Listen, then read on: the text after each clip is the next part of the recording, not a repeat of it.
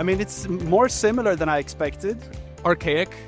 It still has a lot of capability. It has a surprising amount of capability, and some of the features that I use regularly today are still in 95. I was actually a little bit impressed with how it did like the mid-plane extrusion. I didn't think it would be able to do that. The one that really took me by surprise was that there was a midpoint constraint already built in. I've used a lot of current CAD packages that did not have it until very recently either.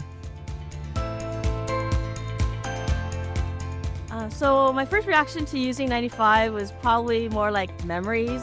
It was definitely a blast from the past. It was like being a kid again. This is something new, but it's old, but it's new to me. It was very, very unique. It's a little bit painful, but it brought back a lot of memories for me because I actually started using SOLIDWORKS in 95 when it came out. I still have my user manual, which is pretty cool. It was really fun. It was definitely a throwback for sure. It was before my time ever using it, but surprising similarities and differences. I don't know, it was fun. The user experience is quite similar. That is, today there is still the same workflow.